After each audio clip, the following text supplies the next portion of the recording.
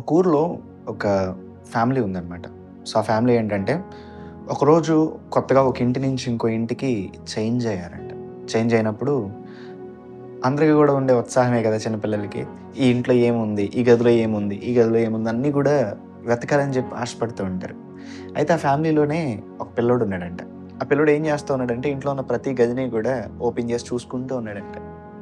ఒక గదిలోకెళ్ళేసరికి టోటల్‌గా అంతా చీకటిగా ఉండి ఏం కనిపించట్లేదు. నడుస్తున్నాడు. ముందుకెళ్తుంటే కాలుకేదో తగులుతా ఉంది. ముందుకు పడుతున్నాడు. మళ్ళీ లెగుస్తున్నాడు. చూడాలనుకుంటున్నాడు గానీ ఏం కనిపించట్ల. ఒక రకంగా చెప్పాలంటే రూమంతా పిచ్ బ్లాక్‌గా ఉందనమాట.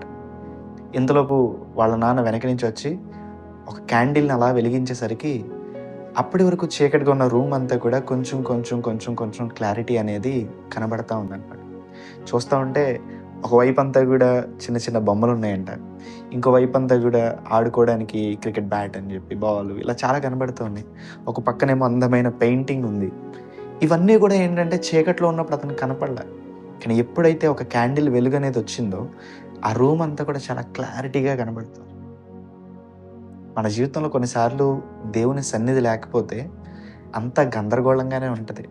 కానీ ఎప్పుడైతే దేవుని సన్నిధిలోనికి మనమొస్తామో, ఎప్పుడైతే దేవుని యొక్క ముఖకాంతిలోనికి మనమొస్తా ఉంటామో, ఎప్పుడైతే క్రీస్తు శిలువ దగ్గరికి మనం చేరుకుంటామో, ఆటోమేటిక్‌గా మన జీవితంలో ఉన్న గందరగోళాలన్నీ గూడా ఒకదాని తర్వాత ఒకటి అలా పక్కకెళ్ళిపోతా ఉంటాయి.